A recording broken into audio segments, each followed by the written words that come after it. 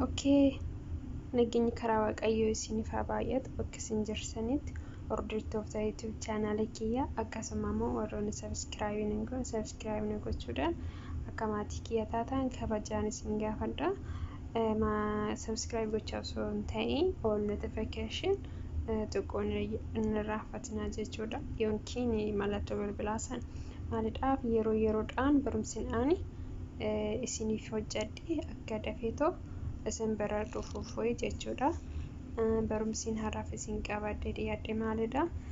Nama jaalannee tokko yookiin jaalannee namatti dhiyaachuu sodaanne mala 10 jechuudha. Nama tokko hin jaalanna garuu mooyyuu jaalala isaaf qabu san itti himachuu yookiin akkamiin akka itti dhiyaachuu yoo barbaadde mucayyoo san yookaan mucaa san jechuudha. Mala 10 isinitti hima hanga dhumaatitti na wajjin ta'a jechuudha. Taphuma jechuudha. Taphaa gaariidhaan akka gaafii gootee akka gaafii salphaa gootee mucaasa yookiin mucayyoo san haala ishii akkaataa ishii waan hunda ishii hubachuu dandeechaa jechuudha. Kokkofalchiistee jechuudha. Maalummaa ishii nama akkamii akka taate beekuu dandeessa yookiin ati illee yookiin ishii yookiin ati yaani wal beekuu dandeessu. Innis maalidha? Mala 10 jechuudha. Mala 10 kana yoo itti fayyadamtee nama jaalattu tokko kana itti fayyadamtee yoo bira dhaqxe yookiin guyyaa tokko bichaa osoo hin ta'in guyyaa guyyaadhaan wanta adda addaa kana gaafii adda addaa kana yoo gaafatte nama san baruu hin dandeessaa. Wal jaalachuu dandeessu jechuudha. Tokkoffaa irratti jaalannee namatti dhiyaachuu sodaanne mala 10ffaa keessaa tokkoffaan hojii jetta. Hojii guyyaa tokkoof osoo argatte maal ittiin gootaa? Maal gochuu? Tokkoffaa osoo hojii guyyaa tokko bichaadhaaf jechuudha. Osoo guyyaa tokko bichaadhaaf hojii argattee maal gootaa jettee gaafatta jechuudha. Yoo inni hojii guyyaa tokkoof argadde birrii achirraa argadhu isaan maalii godhee bakka adaduma saniin deebii ishii si deebistu yookiin deebii inni si deebisu sun madaalte yaani wanta sammuu kee keessa waan ati itti yaadde waan yaaddisan gaariis ta'u badaas ta'u hiikkachuu ni dandeessa jechuudha. Lammaffaa immoo nama jaalannetti dhiyaachuu sodaanne maal lammaffaa maalidha? Yaani fattanaadha jechuudha. Lootoriin osoo siif bahe maaliin gootaa jettaan jechuudha. Okay, lootoriin osoo siif bahe maaliin gootaa jettaan fakkeenyaaf jechuudha. Mucayyoon yookiin mucaassuun dura dammoosni isaa yookiin mindaan isaa jechuudha baay'ee birrii xiqqaadhaan hojjetaa ture jechuudha. Amma immoo egaa lootoriin bahee fi hojii birrii xiqqoo san dhiisee waan birrii baay'ee guyyaa tokkoon bahee fi yoo galee rafaa yookiin birrii lootoriin naa bahe san boota bashannanaa akkana deemee as deemee achitti maal godhee maal jedhe sun kunis fatanaa keessa galcha jechuudha. Kanaafuu wanta hin ta'a jettu san itti himti yookiin itti hima jechuudha. Birrii naa bahe yookiin lootorii naa bahe kana wanta guddaa ittiin banadhee yaani dabalataan wanta guddaa sanii ole xiqqaa duraa sanis osoo hin gatiin isa ole akkan ta'utti dabaladhee hojjedha malee waan amma birriin kun naaf baheef hin gatu yoo jettee yaani deebiin kun deebii sirrii ta'uu baatus kuni si madaaluudhaaf si gaafatama jechuudha. Situu yaadee deebii kana deebisuu qaba jechuudha. Ati yookiin inni jechuudha deebisuu qabdaa jechuudha. Kana sadaffaan immoo eenyudha waa'ee kee sirriitti gadi bu'iinsa kan beeku achumaan akka ta'e hiriyaa qabdu hin qabne addaan baafachuudhaan akkasuma immoo warra ishee waliin hanga akka walitti dhufeenya qabdu baruudhaaf jechuudha. Eenyudha waa'ee kee sirriitti gadi bu'iinsa kan beeku siin jedhee si gaafata yookiin siin jettee si gaafatti jechuudha. Maaliidhaaf waa'ee yaani seenaa kee ta'e waan addaa kee ta'e hiriyaa yoon qabaadhe hiriyaa kiyyattaan himadha yookaan immoo maatii kiyya yookiin immoo hiriyoota kiyya yaani dubaraatis ta'uu danda'a dhiiratattis ta'u himachuu hin danda'a jechuudha. Ati immoo yoo dhuguma baastee akkanatti himadha yoo jette ati yoo dhuguma hiriyaa qabaattes hiriyaa qabdee haa mucayyoon tun jedhee si baruudhaaf jecha jechuudha. Malaan si koffalchiisee akkuma qaldii godheetoo si gaafataa yookiin si gaafatti jechuudha. Kunis gaafiidha jechuudha. Arfaffaa mooyyuu jechuudha. Osoo durba taate yookiin osoo durba taate maal goota yookiin osoo dhiira taate maal gootaa siin jedhe jechuudha. Fakkeenyaaf ani dubara yani osoo wal jaalafaallaa osoo kan qayyaramu ta'e maal gootaa kunis yani si madaaluudhaaf jechuudha. Hagam ati dhiiraaf jaalala qabda yookaan mooyyuu hagam ati dubaraaf jaalala qabda jedhamee si baruudhaaf jecha wal jala si dabarsame si gaafata jechuudha. Fakkeenyaaf osoo nani dhiira ta'e oh my god hin jaaladhu dhiira hin jaaladhu baay'ee tokkoon keenya of hin ajjeessa malee dhiirri akkana yoo jetteen kunis amala keessa agarsiisa si baruudhaaf yoo gaaris deebiste yoo badaas deebiste kun gaafii isaati jechuudha yookiin kan isheeti jechuudha. Tokko tokkommoo agan dubara ta'u osoo akkana ta'e of ajjeesin ammayyaa yookiin yoo osoo dhiira ta'e akkanatti nama akkanaa jaaladhee kanas jaaladhe ishees jaaladhe minam hojjettu kun fataanaadha jechuudha. Okay, inni garuu waan si jaalateef yookiin waan of fuulduraaf si barbaaduuf gaafii adda addaa qaldii keessa si gaafata jechuudha. Ati immoo yoo mudamte ani dhiira akkana godhama maal hojjette isaan yani si kanaafiyyuu haalaan itti yaaddanii ibsuufi qabdu jechuudha.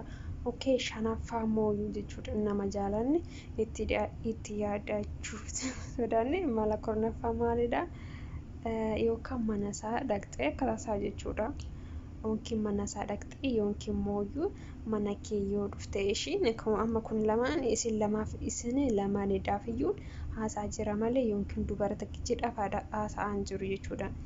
Muuziqaa akkamii barbaadda jedhaan jechuudha. Yookiin jettiin muuziqaa akkamii barbaadda yookiin muuvii adda addaa kan barbaadda jedhee fedhii isaatirratti yookiin fedhii isheetirratti hundaa'uudhaan banaaf malee inni waan fi muuvii akkanaa muuvii tokko ani waan hin jaaladhuuf anii fi isheen tokko ta'uu hin dandeenyu jechuudha. Kanaafiyyuu fedhii isheetirratti hundaa'ee yookiin fedhii isaatirratti hundoofte har'a keessummannatti bira dhaqxe waan ta'eef muuziqaa akkamii si haa ba'u haa ta'u muuziqaa akkamii si affeeru jedhee fedhii isheetirratti hundaa'ee banaaf jechuudha yookiin bantiif jechuudha. Naannoo isaatis hin gaafatti jechuudha. Naannoo kee kamidha? Hojiin kee maalidha? Hiriyoota kee walitti yoo dhuftan maal gootu jedhee baqa gaafii adda addaa yani bu'a qabeessa wantoota ta'an gaafata jechuudha. Okay, jahaffaan mooyyuu amala dubaraa yookiin amala dhiiraa keessaa maaltu si jibbisiisaa maaliif jedhee gaafata yookiin gaafatti jechuudha. Amala dhiiraa yookiin amala dubaraa keessaa maaltu si jibbisiisaa maaliif amala ishee jechuudha. Amala ishee dubara taate amala dhiiraa nama dhiira akkana hin jaaladhu yookiin shamara akkana taatu maalii akkana taatu amala akkana qabdu hin jaaladhu yookiin jettee yoo dubbatte yeroo san amala badaallee yoo qabaatte ishii yookiin innis amala badaa yoo qabaate amala isaanii dhiisuudhaaf waan ishii jaalatuuf amala badaa isaan hir'isuuf yaala jechuudha. Kan biraa kan jaalattu silachuu gaafate kan jibbituu fi kan jaalattu waan ta'eef kan jaalattu sanis itti dabaluuf yaalaa isheenis yaalti jechuudha. Okay, torbaffaan immoo warra kee keessaa osoo ati yani ama fakkeenyaaf warra kee keessaa osoo ati dura kan taatu ta'e yani ama fakkeenyaaf obboleettii kee abbaa kee waan jaalatuuf ani bakka kee haaduu ishii ani bakka kee haaduu kan jettuun warra kee keessaa eenyudha siin jedhee yoo si gaafatellee yeroo sanis hanga ati faamilii kee jaalattuuf si beekuudhaaf jechuudha. Si madaaluudhaaf anuu yoo fakkeenyaaf osoo eenyu jaalatta yookiin osoo ati si dursa yani baqa si dursa ani haaduu yookiin si dursa wanti tokko rakkinni tokko nanga hin kan jettu eenyudha? Abbaa keetii moo haadha keetii moo obboleessa keetii jedhee gaafata yookiin gaafatti jechuudha. Okay. Saddeettaffaa mooyuu jiruu kee keessatti yookiin hanga ammaa kana keessatti hanga amma jirtu kana keessatti guyyaa gammaddee fi guyyaa gaddite jira jedhee gaafate yookiin gaafatti jechuudha. Guyyaan gammaddeet yani guyyaan baay'ee tokko gammadde yookiin guyyaan baay'ee tokko gaddite jira jedhee gaafate jechuudha. Kuni of course hin jira. Bakka hundattuyyuu yani injira yeroo gammadde sanillee okay gammadee fi isa caalaa akka gammaduuf irra deebi'ee jajjabeessa yookaan gadditellee bakka ayizoosh naam jedhee bakka gaddashiisan jechuudha. Gaddashiisaa yookiin ishiisuun kan duraan sun yookiin abbaan jalaa du'eetii haati jalaa du'eetii yookiin bakka baay'ee tokko kan nama gaddisiisu isaan bakka osoo walitti illee galanii isheen nama akkanaa madaa akkanaa qabdi waan jedhu yaaduuf bakka akka sirriitti nahuufis ta'uudhaaf gaafate jechuudha. Sadaffaan immoo walitti dhufeenya jaalalaa keessatti wanta baay'ee baadaa ta'e argitee beektaa yani jaalalli yoo jennu jaalalli bakka baay'eetti qoodama jaalala boyfriendii lamaan osoo hin ta'in jaalalli biyyaan jira jaalalli obboleewwanii jaalalli bakka jaalalli hiriyootaa kan bakka hin jira jechuudha. Kana keessaa hiriyoota xiyya shamaraa kan dhiiraa nan jaaladha warra ollaa kiyya nan jaaladha.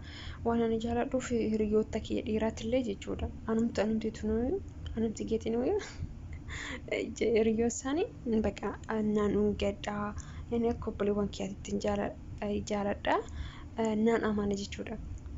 Sanuma keessa osoo akkasitti waliin taanu guyyaan isaan wanta badaa sirratti jiran yani guyyaa wanta badaa sitti yaadan jira jedhee gaafate jechuudha. Kun bahoota tokkotti darbee sirriitti hin jira jechuudha. Hin uumama isas hin gaafata isheenis itti himti akka obbolummaatti itti dhiyaate akka yeroo amma tokko namni tokko osuma waliin haasawuun akkanatti maaraguma osoo wal jaalannu garuu akka obboleessa kiyyaatitti ilaala. Inni immoo na duuba deebi'ee wanta biraa oonatti yaadu ta'e inni kun baay'ee nama gaddisiisa jechuudha. Kanaaf gaafa jechuudha yookiin gaafate jechuudha. Okay kurnaffaa immoo osoo carraan siif kenname biyya keetiif yookiin warra keetiif wanta sadii godhi siin jedhanii maal gootaa jedhanii yookiin jettiin jechuudha. Maalidhaa fi osoo carraan yani guyyaa sadii dhaabee warra kiyyaaf yookiin biyya kiyyaaf karoora isheen qabdu yookiin yaada ishee biyya ishee guddisuudhaaf maal akka yaaddu beekuudhaaf jechuudha. Gaafate jechuudha. Isheenis deebii mataa ishee hin deebistiif jechuudha. Barumsa narraa qabaadhee isiniif dhiyaadhe kana fakkaata. Hanga barumsa biraatti walii deebinutti nagaatti turaa isiniin jedha. Bakka jirsanitti nageenyi karaa waaqayyoo isiniif yaa dhiyaatu isiniin jedha. Ciao ciao.